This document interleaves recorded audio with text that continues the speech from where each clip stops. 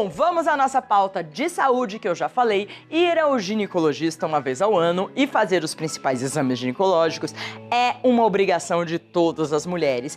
Mas será que nós sabemos realmente quais são esses exames? E a hora certa de fazer a primeira consulta é antes ou depois da primeira menstruação? O nosso querido e competente Dr. Fabiano Serra, ginecologista e obstetra, vai nos responder tudo, mas temos também duas convidadas, não é verdade? Você é a... Clara. Você tem quantos anos, Clara? 15 anos. 15 anos, fofa. E logo minha filha tá com essa idade. E você é a irmã, né? Irmã? Não, eu sou a mãe. Você é a mãe mesmo? Sou. Você é a... Graziele. Graziele. E o doutor Fabiano, que já está aqui. Muito obrigada, doutor. Obrigado, Maria. Então, já temos Temos um útero hoje. É um ET aqui, tá bom. É um útero aqui. O que as mulheres têm dúvida? O que elas não sabem? Eu geralmente chego no ginecologista, aí o médico dá os exames e pronto. É assim, mais ou menos, que todo mundo faz, né? Não deveria ser. Não deveria. A gente tá aqui pra falar que não. Ser. Mas eu tô falando a realidade, é assim. Porque a mulher já deveria saber direitinho os exames, né? Deveria saber e deveria se conhecer, ser protagonista do próprio corpo, entender qual a necessidade de cada exame e por que eles estão sendo pedidos. Entendi. Isso é muito importante para que você cuide da sua saúde mais adequadamente, né? Eu já tô levando um puxão de orelha isso aí. aqui. Vamos mostrar, tem a Graziele de Castro, a Clara Beatriz de Castro, a gente já vai falar. Vamos falar um pouquinho. Graziele, a sua filha ficou menstruada aos 13 anos. A Clara, certo? Isso. É difícil, né? A gente achou super cedo e ela também estranhou um pouco. É. Mas aí depois a gente foi adaptando melhor a situação. E aí, Clara, foi difícil, não foi? Então, quando eu tinha 11, 12 anos, a gente via a menstruação, eu e minhas amigas, a gente via como uma coisa incrível, sabe? Meu Deus, quando eu vou ficar, meu Deus, meu Deus. Mocinha. Mas quando veio foi uma coisa muito normal, sabe? E eu levei isso numa boa. Mas a sua mãe te levou no ginecologista ou ainda não? Não, ainda não. Ainda Ainda Por que, não. Graziele? Então, a gente tem a conversa muito aberta em casa, algumas dúvidas que ela tem a gente vai conversando, conforme a gente vai, né, sabendo responder.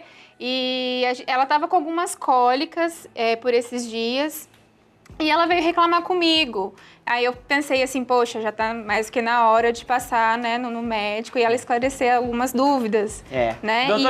Doutor Fabiano vai falar, ela já deveria ter levado, não deveria? Já deveria ter assim passado. Que fica menstruada ou antes, doutor? Olha, depende da situação. Algumas adolescentes que têm um processo de evolução natural podem ir a primeira vez ao ginecologista após a menstruação. Tá. Mas aquelas meninas que começam com uma puberdade, um desenvolvimento um pouco mais precoce, Sei. essas meninas deveriam ser Já levadas deveriam. anteriormente à menstruação, porque pode ser que elas tenham um quadro de puberdade precoce. Agora a pergunta Antes do de toda normal. mãe. Nós devemos entrar na consulta, não é, Graziele? Sim.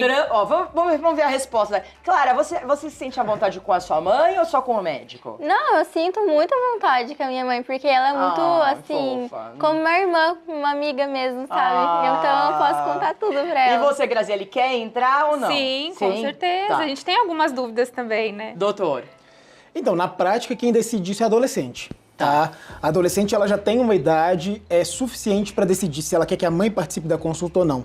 Isso tudo vai depender muito do relacionamento que os familiares têm em casa com esse adolescente, né? Sim. Então, como elas são bem amigas e bem próximas, com certeza a adolescente vai querer que a mãe participe. Vai participa da primeira menstruação, participa depois da primeira atividade sexual, enfim, vai participar de já todos tá os moderno, momentos. hein, doutor? É, Tá moderno? tô- Não vamos pensar nisso ainda.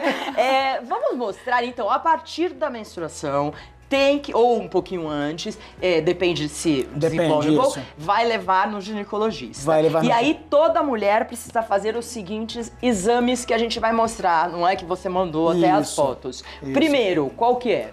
Pode Vamos colocar, ver qual que gente. eles vão colocar no VT ali.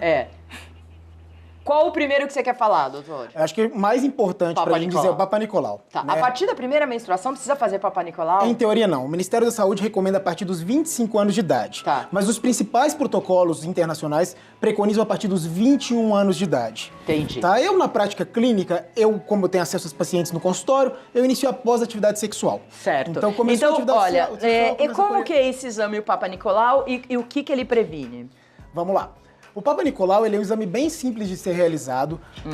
A gente utiliza aquele material ali, aquele espéculo, que as mulheres em geral conhecem como bico de pato. Que a mulher, tem muita mulher que tem dor e não sei o quê, mas... Não é pra ter dor. Não é pra ter dor. Não é pra ter dor. Tá. Um leve desconforto, obviamente, pode sentir, mas se tiver dor, tem alguma coisa errada no exame. Pode ter alguma inflamação, alguma infecção vaginal que pode causar isso. Tá, e previne o câncer. Previne o câncer de colo de útero e o câncer de vagina. Certo. Então, o que nós fazemos? Nós entramos com esse espéculo dentro da vagina e visualizamos o colo do útero. Sei.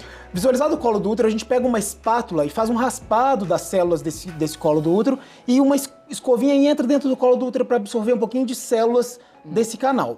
A gente manda para análise de laboratório com microscópio e se houver algumas alterações celulares características, elas podem ser sugestivas de lesão pré-câncer ou efetivamente do câncer. Esse é o único exame que faz essa prevenção? Ou quanto de prevenção ele consegue fazer? Porque, assim, muitas mulheres vão deixando o Papa Nicolau. Esse ano deixei, e aí o câncer vem e já tomou tudo, né? Maria, como ele é um exame de rastreio, se a mulher fizer adequadamente o exame todos os anos, em algum momento ele vai detectar a lesão pré-câncer.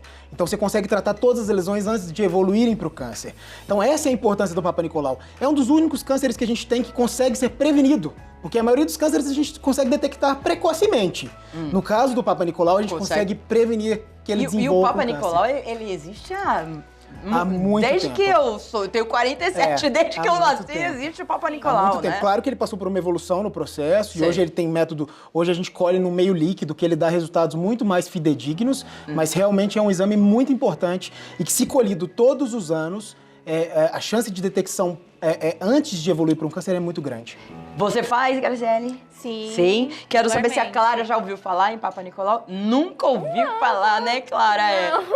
Eu sei. Mas isso aí você vai precisar fazer bem mais pra frente, Mais né? pra frente um pouco. O segundo... Olha aí, a gente tá mostrando o já tá mostrando aí na tela. Exatamente. Quando a gente olha ali na tela, tem um espéculo...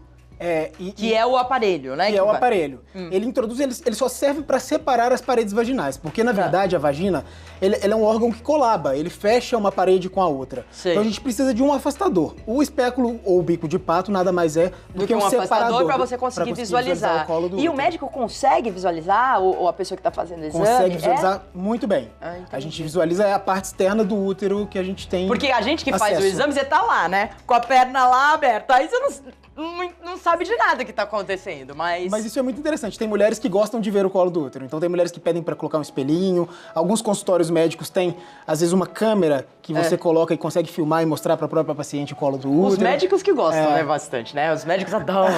Veio a doutora Emanuele, que é gastra, ela olhou o aparelho digestivo, o intestino, ela, ai, que lindo! Eu falei, A gente acha lindo. Legal, você que acha bonito. Então aqui é assim que funciona. O câncer, lá você detecta porque tem aquela, né, aquelas bolinhas. Você vê que ele tem uma alteração, né? Ele muda a textura, a consistência. Sei, então já dá pra, com a raspagem, dá pra visualizar. Dá pra visualizar. Mas isso a gente tá falando de câncer evoluído. Existem lesões que não aparecem ainda ao exame Mas no clínico, microscópio. mas no microscópio se visualiza. Essa é a grande importância do Papa Nicolau.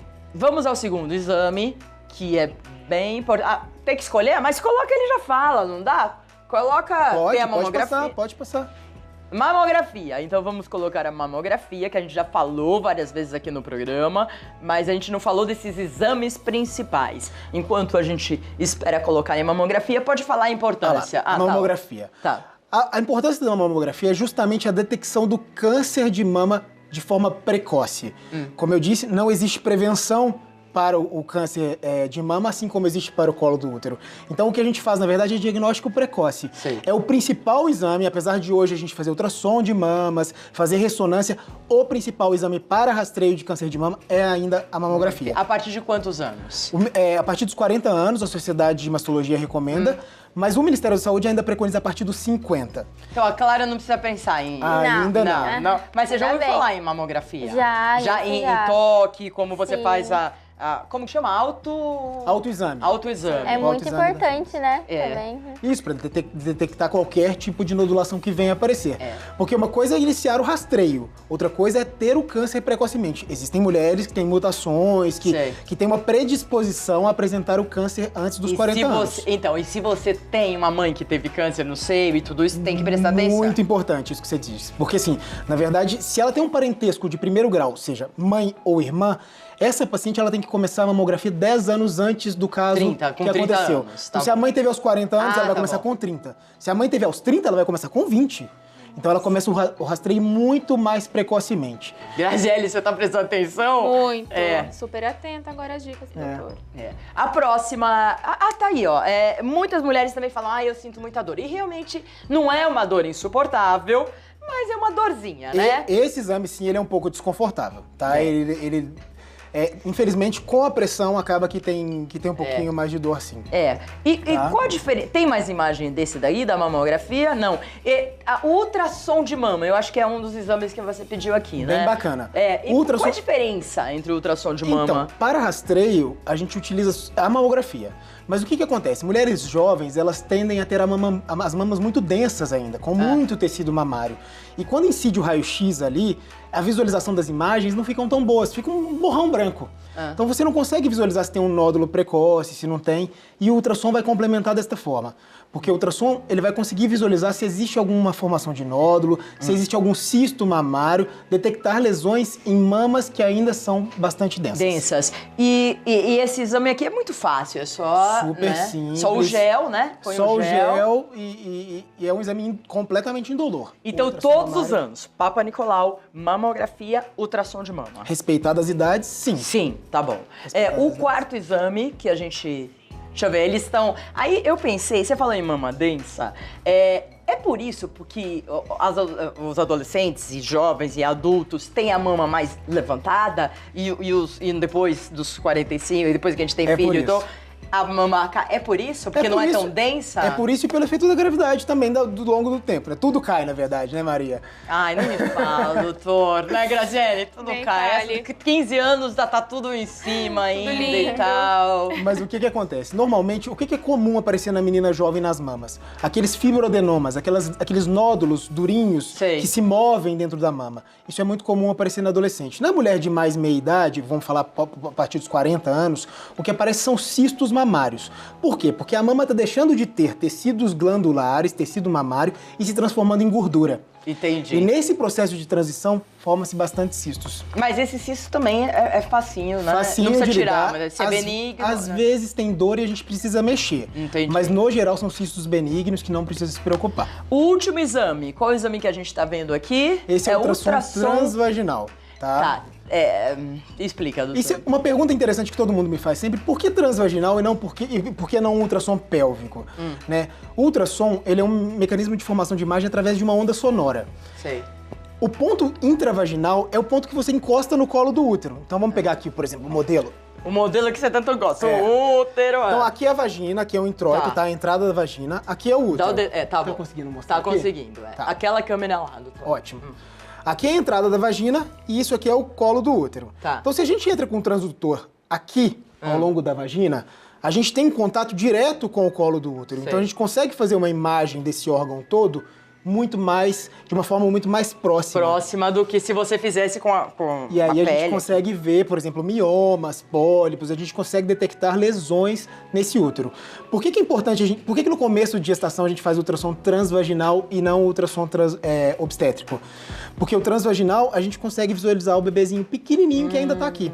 Se a gente coloca logo aqui em Ainda cima, não consegue. tem uma camada de gordura que tem que passar, tem musculatura, tem vários tecidos que tem até E você chegar não consegue ver. até chegar ao útero que a gente não consegue visualizar. Então, os 4 exames principais. Aí esse é a partir de que idade? Então, em teoria, isso não faz parte de rotina ginecológica. Se você ler os consensos internacionais, eles não previnem doença. Então, a partir do momento que a mulher tem alguma queixa pélvica, então dor, sangramento, tem algum desconforto pélvico que justifique, a gente tem que fazer o exame para avaliar. Então, só levar no ginecologista, tá? Entendeu, Clara? Entendi. Então tá bom. Acho super importante uma adolescente estar aqui e a gente mostrar, porque é muito necessário. Às vezes as avós estão assistindo, levar, se as mães não pode, a avó, uma madrinha, né? Então, doutor, muito obrigada. Deixa eu dar os contatos do doutor Fabiano Elisei Serra, ginecologista e obstetra. Contatos www.doutorfabianoserra.com.br, o Instagram, que ele é bem ativo lá no Instagram, DR, que é Dr. Fabiano Serra, e no YouTube também tem várias dicas, Dr. Fabiano Elisei Serra. Vocês podem seguir também o Dr. Fabiano, Lógico, viu? com certeza. Quero agradecer a Graziele de Castro, Agradeço, pedagoga, mãe. uma honra. Mãe, nossa, maravilhosa. E sua filha Obrigada. também maravilhosa, Clara Beatriz de Castro, que é estudante, né? É isso aí. Doutor, muito obrigada. Eu acho que mês que vem tá aqui de novo, né? Mês que vem eu vou tirar umas férias. Acabei de falar com a Ah, Mayara. meu Deus, eu vou te dizer. Mas em setembro nós estamos aqui juntos. Tá Obrigada. bom, obrigada, querida. Obrigada, Clara. Olha, tudo de bom. Me segue lá no Instagram, Maria Pode Cândida deixar. TV. Porque eu preciso conquistar esse público jovem.